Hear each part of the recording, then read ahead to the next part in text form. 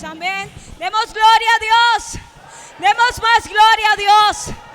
Bien, hermanos, gracias a Dios porque rompió esas cadenas que nos ataban al mundo, amén. Bien, hermanos, en esta noche declaro libertad en el corazón de cada uno de los aquí presentes para escuchar y para comprender la palabra, y qué bueno que tengamos esa misma libertad y disposición para ponerla por obra, amén.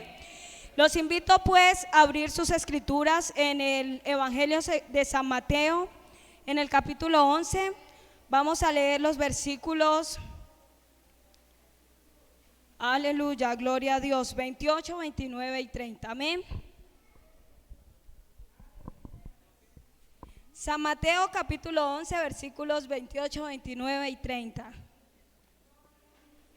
Aleluya. Cuando hayan encontrado pueden confirmar con un amén. Amén. Bien, yo voy a leer para todos y ustedes pueden continuar la lectura. Dice la palabra del Señor: venid a mí todos los que estáis trabajados y cargados, y yo os haré descansar.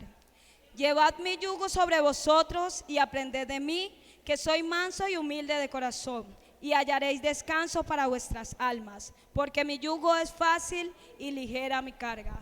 Tengan la bondad, hermanos, de tomar asiento.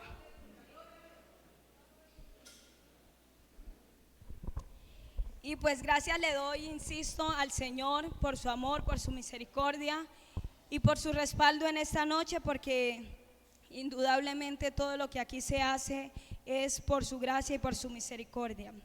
Hermanos, este culto es dirigido por el Ministerio de Jóvenes, y este año, por la gracia de Dios, estamos trabajando con el lema Jóvenes con la identidad de Cristo, amén.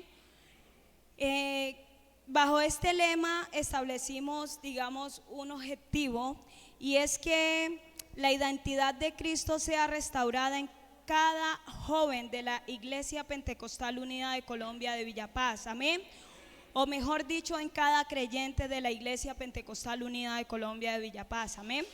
Ya que pues decir jóvenes, escuela dominical, son más de pronto digamos, departamentos que se crean con el propósito de facilitar el trabajo, pero yo creo que todos debemos tener la identidad de Cristo, amén.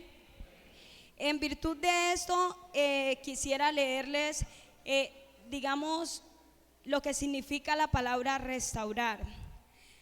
Restaurar quiere decir recobrar o volver a poner algo en el estado de estimación que antes tenía, reparar algo del deterioro que ha sufrido, amén.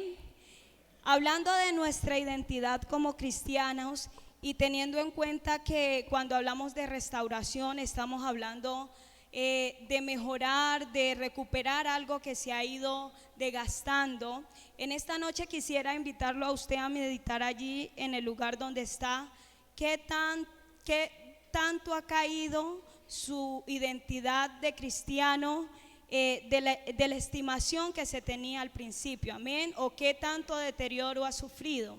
Medite en cuanto a sus emociones, a su forma de pensar.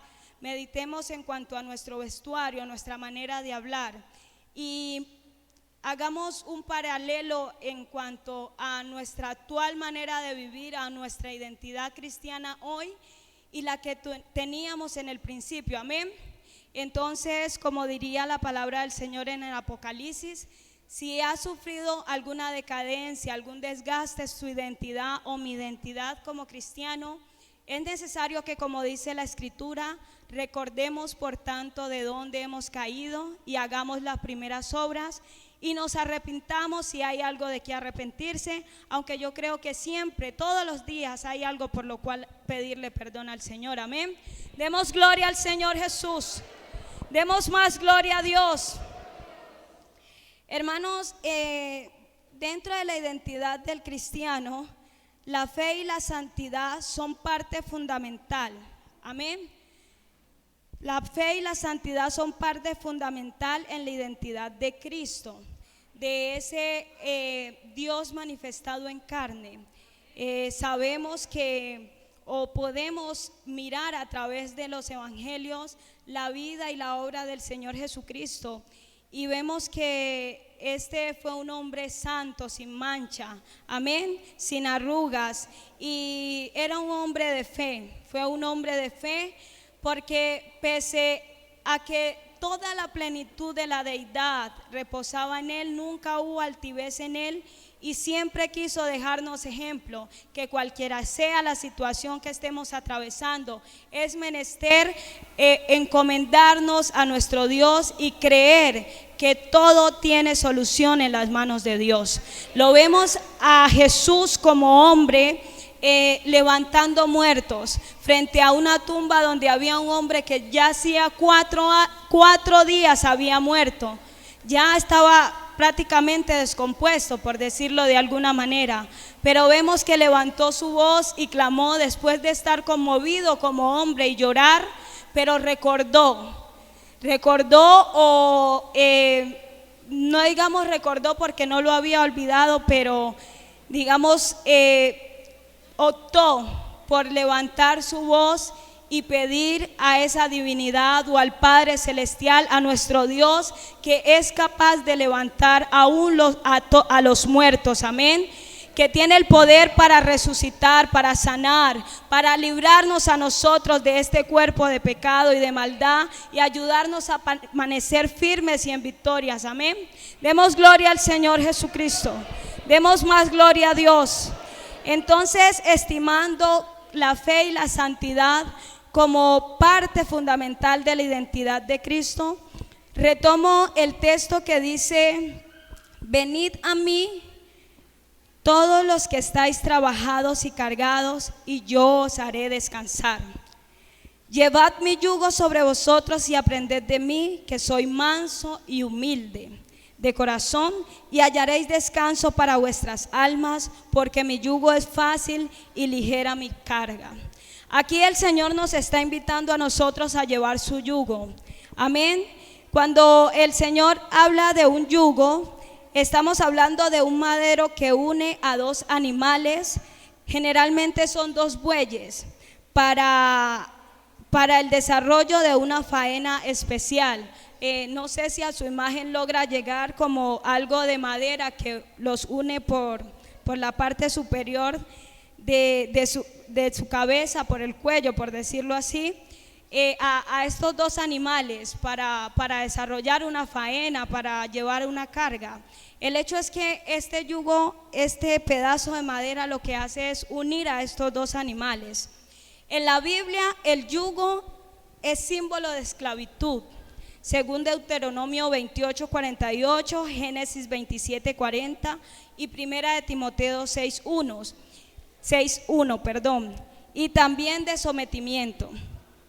Pero en este momento lo vamos a mirar según lo miraba Pablo, ya que Pablo miraba el yugo como un símbolo de la unión.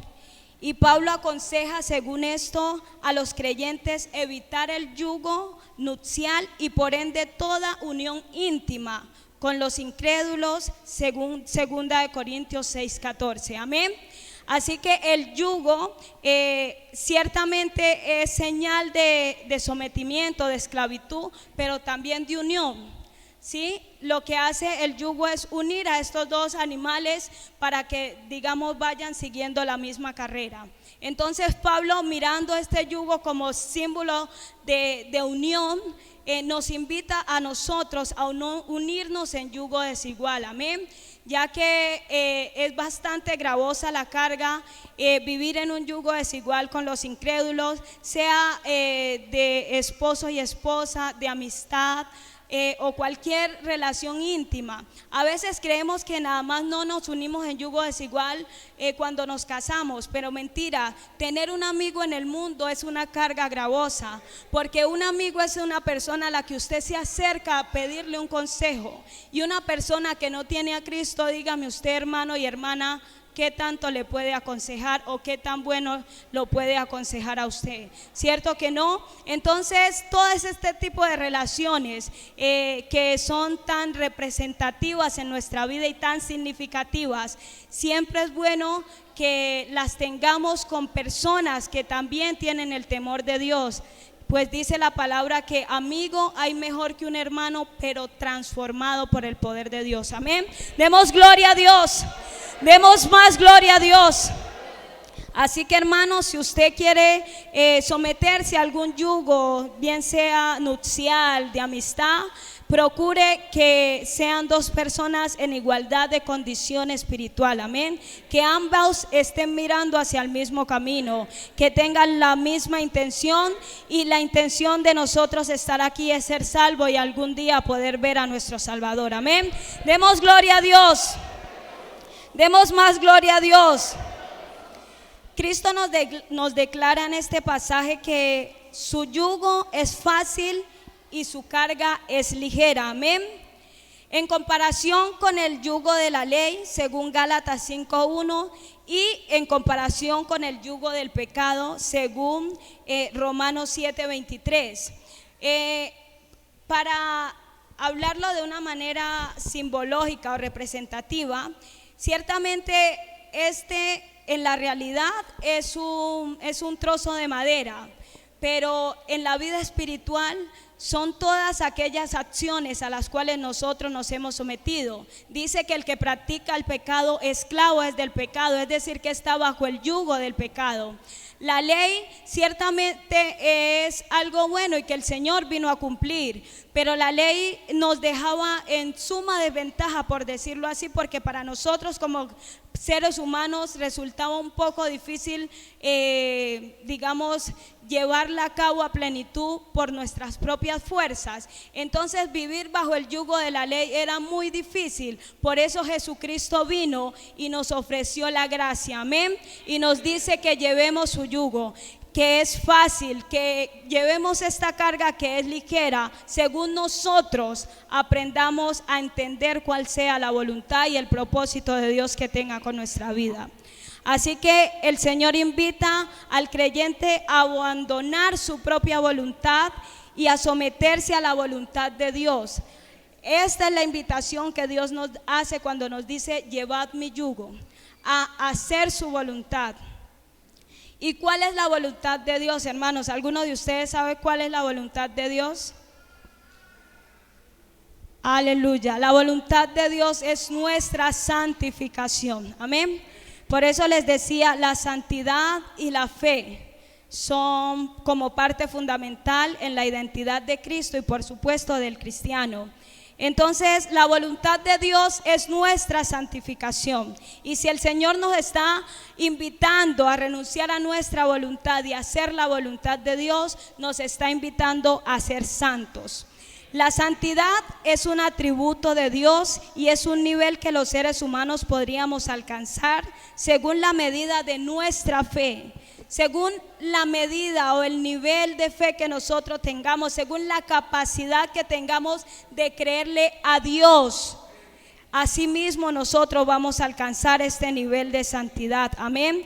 Según nosotros le creamos a Él, según nosotros nos acerquemos a Él y según nosotros nos dispongamos a aprender de Él lo que Él ha venido a enseñarnos, que Él es manso y humilde de corazón. La mansedumbre es sinónimo de obediencia y la humildad de humillación. Si nosotros nos humillamos bajo la poderosa mano de nuestro Dios y obedecemos a su mandato, hermanos, sin duda alguna vamos a ser personas que vivamos en santidad y vamos a ser santas porque nuestro Dios es santo, amén.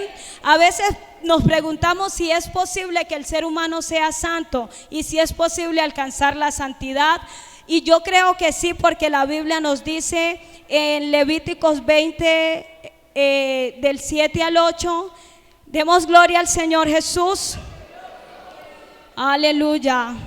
Levíticos 20 del 7 al 8 nos dice la palabra del Señor: santificados pues y sed santos, porque yo soy vuestro Dios. Amén. O sea, nosotros no vamos a ser santos por nuestra voluntad, sino porque tenemos un Dios vivo que es capaz de guardarnos del pecado. Amén. Es porque Él es nuestro Dios que nosotros podemos ser santos. No podemos nosotros demandarle santidad a aquellos que creen en ídolos y en una virgen colgada y en un Jesús crucificado. Es imposible. Pero como el Dios vivo, el Rey de Reyes, el que hizo los cielos y la tierra, el que tiene toda la autoridad y toda la potestad sobre este mundo y sobre nuestras vidas, es nuestro Dios. Entonces por eso nosotros, en la medida en que nos lo propongamos, en la medida en que nos dispongamos, vamos a ser santos, porque Él es nuestro Dios y porque Él nos puede ayudar a ser santos y porque Él es digno de que nosotros andemos en santidad. Amén.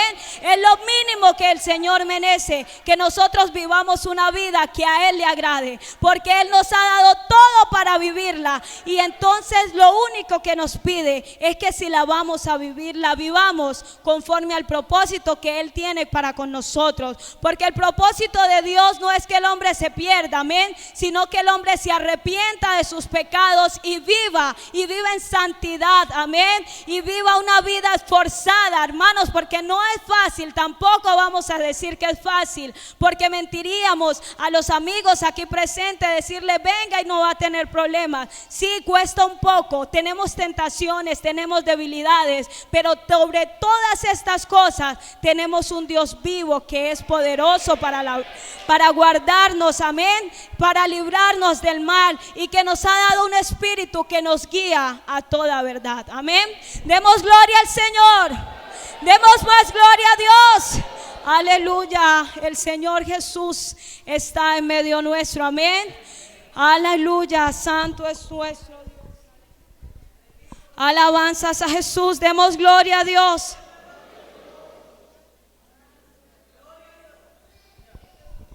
Gloria al nombre de Jesús. Dice la palabra del Señor en Primera de Pedro 1:13, según la pregunta que a veces todos nos hacemos, y es si es posible que el hombre sea santo, porque sabemos que este cuerpo es débil, que esta humanidad es débil, y que cada vez ante el posmodernismo nos exige más cosas y nos entretiene en la tecnología y todas las cosas que el mundo ofrece. Pero el Señor nos dice en Primera de Pedro 1:13 lo siguiente. Dice: por tanto, ceñid los lomos de vuestro entendimiento, sed sobrios y esperad por completo en la gracia que se os traerá cuando Jesucristo sea manifestado. Como hijos obedientes, no os conforméis a los deseos que antes tenías en vuestra ignorancia, amén.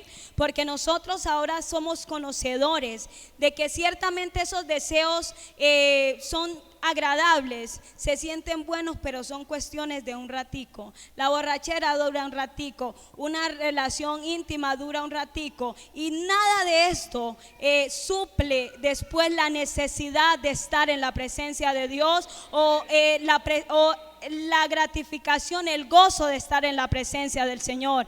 Así que hermanos, no le voy a decir que no le van a llegar estos momentos, pero cuando nos lleguen, pensemos si vale la pena por esa hora, por esas 2 horas, por esa noche, tal vez que usted se va a ir de rumba, perder la gracia, el gozo, la paz que el Señor nos ha dado, amén. Aleluya, demos gloria a Dios. Entonces nos continúa diciendo: como hijos obedientes, no os conforméis a los deseos que antes tenías, estando en vuestra ignorancia, sino como aquel que os llamó es santo. Amén. Sino como aquel que os llamó es santo, sed también vosotros santos en toda vuestra manera de vivir, porque escrito está: sed santos porque yo soy santo.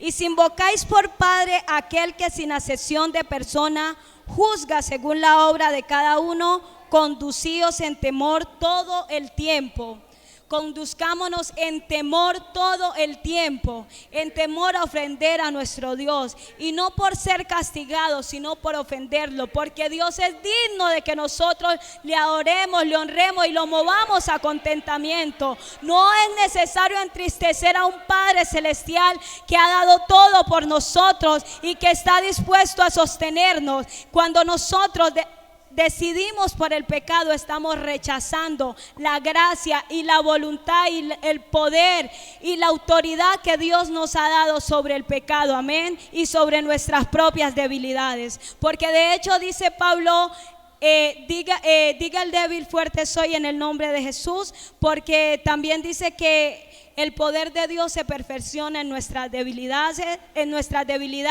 Por tanto, cuando soy débil, soy fuerte, amén. Eso significa que cuando usted no puede pelear, el que está peleando es Dios. Es decir, que en nuestra debilidad somos más fuertes, porque ya es Dios el que está peleando por nosotros, amén. Demos gloria a Dios, aleluya. Así que en la medida en que nosotros tengamos la capacidad, la fe, la confianza, la convicción, la certeza de que el Señor pelea por nosotros, nosotros vamos a vivir en santidad. Hermanos, créame que nosotros a veces estamos equivocados, que es con nuestra propia fuerza, y hemos perdido nuestra identidad de cristianos en nuestra manera de vestir, porque no hemos entendido que es la gracia de Dios la que nos hermosea.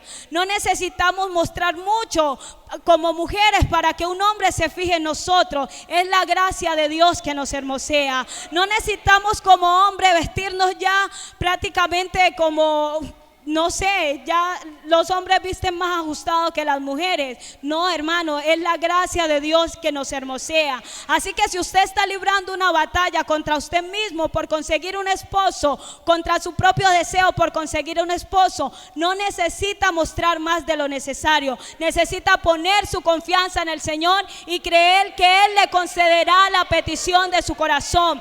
Pero como diría Sadrach, Mesach y Abednego, sí, nuestro Dios es capaz de librarnos, le dijeron a Nabucodonosor, y aunque Él no nos guardara, nosotros no nos vamos a postrar ante la estatua. Lo que pasa es que a veces queremos que Dios responda ahí mismo. Entonces, si Dios no responde, cedemos ante nuestra humanidad y entonces queremos librar la batalla con nuestras propias fuerzas. Pero resulta que no, hermanos. Si Dios nos puede dar un esposo, Dios nos puede dar lo que nosotros necesitemos, pero si no nos lo da, no es porque no pueda, tal vez no es su voluntad. Y si no es su voluntad, es porque esto nos conviene, porque a los que aman a Dios todas las cosas les ayudan a bien, amén.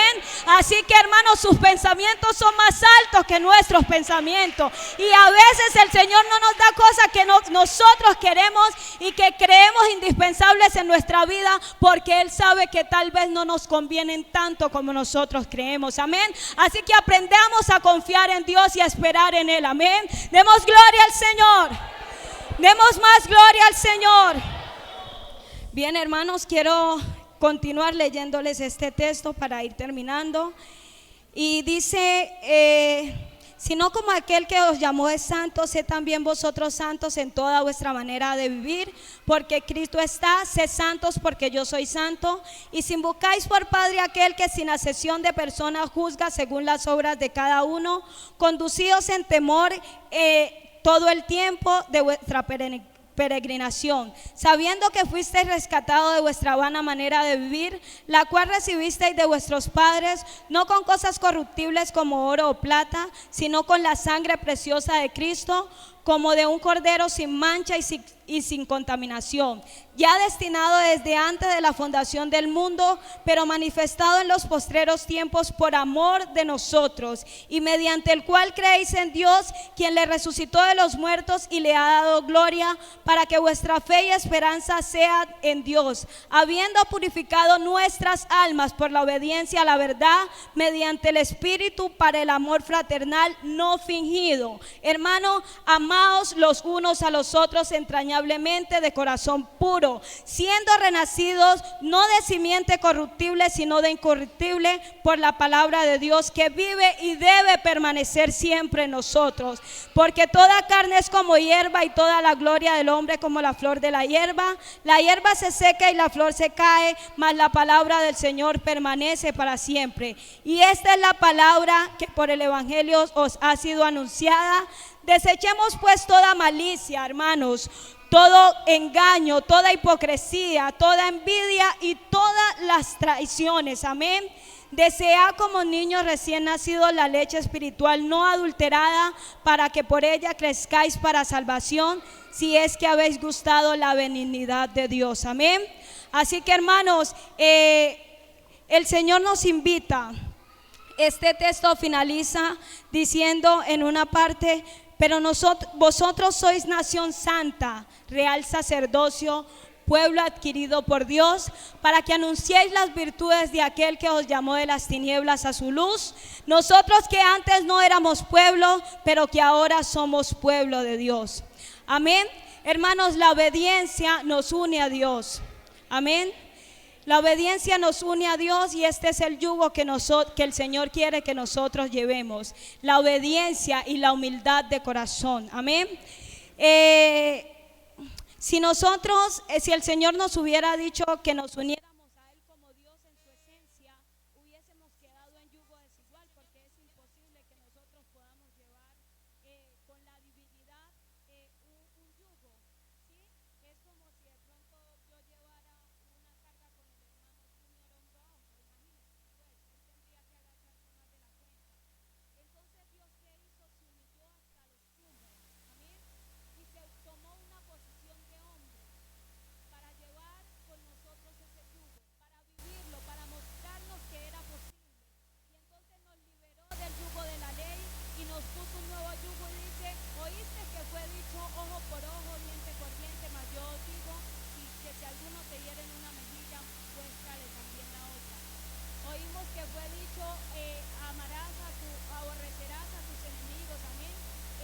Pero el Señor nos dice que debemos amar a nuestros enemigos. Y así el Señor fue cambiando el yugo de la ley por un yugo de gracia, de amor, de perdón, de misericordia, y se ha unido con nosotros cuerpo a cuerpo. Amén. Somos cuerpo de hombres, se unió con nosotros cuerpo a cuerpo